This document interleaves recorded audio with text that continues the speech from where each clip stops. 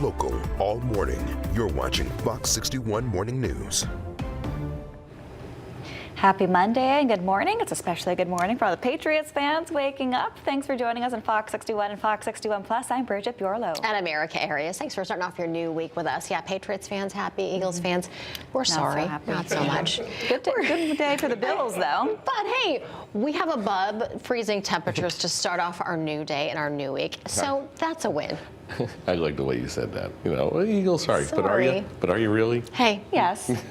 It was a tough one. It was a heartbreaker. Good game. I know some Eagles fans. I'm just saying, but who do we want to win? Who do we want to go all the way? Yeah, the Patriots. That means everyone else has to lose eventually, so there you go. We are very happy about the Pats doing well. We are fine with the temperatures. They're a little cooler today, but they are still just about a little more than where they should be. The wind chills are taking it down a few pegs.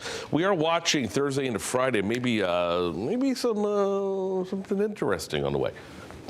We'll talk about that in a few minutes. We are looking good. Nothing interesting out there at all. Mostly clear skies. That's the way we're going to keep it. The wind is out of the north and west. There's a little bite to it. The temperatures in the upper 20s to the lower 30s, but look at the winds up to double digits in the hill towns, Putnam, Torrington, New Milford, and even down in Groton, and a couple of wind gusts in there to boot. So you put it all together, and it feels like 15 in Torrington, 18 in Putnam, 20 in New Milford, everybody else in the 20s. So, yeah, a few degrees off the thermometer as we keep the winds going. But notice the winds are going to shift. They're out of the northwest, becoming westerly, and by the end of the day, a little more moderate, more southerly flow. That's going to bring up the temperatures again over the next couple of days. All right, bus stop forecast for the high schoolers this hour. Temperatures getting to 40 degrees, just a little bit above normal. I missed a lot of sunshine. Again, dress for the lower 30s at best later on, because we are talking about that wind that'll play into the forecast today. Any winter playing into the forecast, especially towards the end of the week, we'll time it out. We'll take a look and see what's up. That's coming up in a few minutes. 6:02, what's up? Hopefully the speedometers on the roads, in the cars on the roads this morning, Erica. Hopefully, yeah. We've got a quick look at the traffic flow. No major issues at all, except that we do have that accident up in Putnam there. We're going to have some problems in that area, but let's head outside, get you a closer look here. We've got Hartford, Bridgeport, New Haven, and Stonington traffic. In the traffic cameras, they're looking like they're moving along pretty smoothly, so that's some good news there. We got drive times for you here in and out of the capital city. No issues whatsoever. Just 6 minutes from Glastonbury to the Founders Bridge.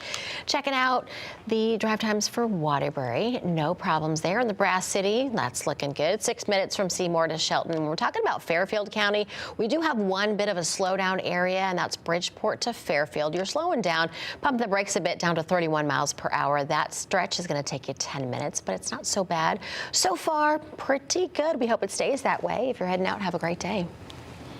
And at 6:03 this morning, a tentative deal between New Haven teachers and the school district is getting the spotlight this morning. City and school leaders are set to celebrate the agreement, but what exactly does it mean for teachers and students moving forward? Here with answers is Fox 61's Priscilla Meza in New Haven. Good morning, Priscilla. Yeah, good morning. Well, today the New Haven Board of Education is set to take the final vote on the new contract for teachers. Now, this comes after union members overwhelmingly approved the deal on Friday. And city leaders say this agreement is meant to actually improve student learning across the district. So let's take a quick look at what's actually in the deal. The contract would run from July of 2026 through June of 2029, and it includes a 13.5% pay increase over 3 years, improved health care benefits, and additional teacher preparation days before the school year begins. Union leaders say the goal is better recruitment and retention, while ultimately strengthening classrooms across the district, which serves more than 18,000 students. Now, union leaders say this deal is about students first. Take a listen. This is from a protest back on October of last year. We care about our students, we care about our schools, and we want to negotiate a contract that's going to deliver world-class schools for our students and for our communities. Now, later this morning, Mayor Justin Ellicker, the superintendent, union members, and members of the Board of Education will gather here at the King Robinson Interdistrict Magnet School to highlight the tentative agreement between the New Haven Federation of Teachers and the Board of Education. We'll give you the latest on that. For now, live from New Haven, Priscilla Meza, Fox 61. Scylla, thanks for the update there. Appreciate it. And developing this morning, Americans across the country are making their voices heard over the death of a woman shot by an ICE agent in Minneapolis on Wednesday. And since then, thousands of protesters have shown up at cities all across the country, showing their support, showing their opposition to the Department of Homeland Security. Fox 61's Stephen Rios has the latest now from protests across our state. Protests like what you're about to see have continued since the death of 37-year-old Renee Good. You are not welcome here. This weekend, more than 1,000 more protests took place across the country, including 7 right here in Connecticut. In a crowd of hundreds on the New Haven Green, voices like Sheldon Natkin ring out in the busy Connecticut city. And it's breaking my heart, and I just can't sit around and do nothing. This is not normal. One consistent message in memory of the late Renee Good, shared with communities across Connecticut against the current actions of the Trump administration. ICE separates families. ICE kills people. And as a healthcare advocate for refugees in the New Haven area, Natkin shares he's worried about the future immigrants face. And we're going in the wrong direction. It's sad because it's just history. Nobody remembers history, and we're going down the tubes. Sunday, organizers aim to peacefully assemble as tensions remain high against federal agents. During a combined vigil and ICE protest in Hartford Thursday night, a pedestrian was hit by a car near the federal building that houses an ICE office, and a man was also seen using pepper spray on the crowd that had formed away from the main protest. We have suspicions that the individual who deployed pepper spray was in some ways affiliated with the federal government. We don't have any level of coordination or cooperation from DHS in this investigation that we have undertaken. And so we are not able to confirm that at this point. The incident had both Hartford Police and the Department of Homeland Security launch their own investigations into what happened. In a statement, DHS officials said people had attempted to block a federal law enforcement vehicle and broke a window, adding to what they said was a 1,300% increase in assaults against federal law enforcement officers. And while these chants continue to carry on, a promise continues to be made to the people who are scared. Your community is here. Thank you for showing up for one another. No one here is alone. Let's pledge to keep showing up for one another. The incident from Hartford's protest continues to be under investigation. But for now in New Haven, Stephen Rios, Fox 61. The Bristol Fire Department says one of its employees has died when off duty. Fire equipment technician Jay Kelly died unexpectedly on Friday. Kelly worked for the department for 21 years, and he was in charge of maintaining fire trucks and equipment. We're told he was well known and respected by fire departments all across our state. Kelly is survived by his wife and daughter. It's been more than 2 decades since Officer Robert Fumiati was shot while responding to a drug raid in 2002. And although he survived the initial attack, he faced years of struggle before dying in 2007 at the age of 35.